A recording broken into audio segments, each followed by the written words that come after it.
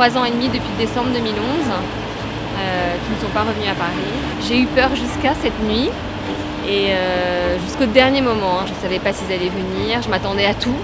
Je m'étais préparée à un coup de fil de dernière minute en me disant que l'avion n'était pas parti, que les enfants avaient quelque chose.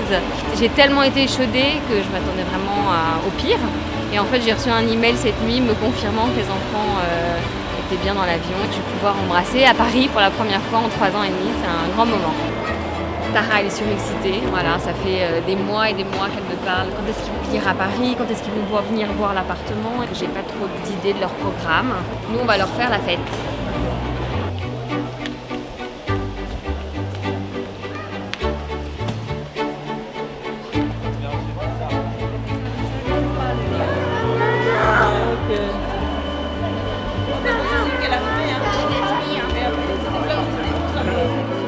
C'est la fin d'une longue bataille, d'une grosse guerre qui nous a tous beaucoup affaiblis, et on a beaucoup souffert. Et voilà, et je suis contente de terminer, même si ça ne semble pas grand-chose cette semaine dans l'année. C'est énorme pour commencer à reconstruire avec mes enfants. Avec les enfants, c'est l'amour fou. Ça se passe Avec mieux les avant, enfants. vous aviez 1 minute au téléphone, Ah il oui, raccrochait. ça c'est fini. Maintenant, on reste des heures au téléphone et on a plein de choses à se dire. Et ils sont eux-mêmes et ils sont transparents et ils n'ont pas peur de parler. Enfin, c'est un grand bonheur. Voilà, ça n'est plus du tout ce que c'était. Il y a une époque un peu dure où il vous appelait Maud. Et maintenant, il vous appelle comment?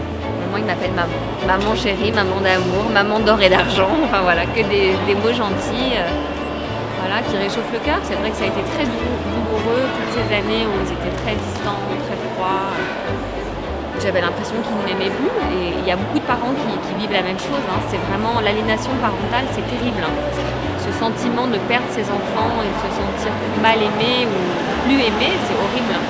Moi, j'ai toujours essayé de garder un tout petit contact, même infime. Ces petites conversations que nous avions une fois par mois, qui étaient vraiment très courtes, c'était quand même très important de garder un contact. Et voilà, et ensuite, avec le temps, doucement, ils ont changé.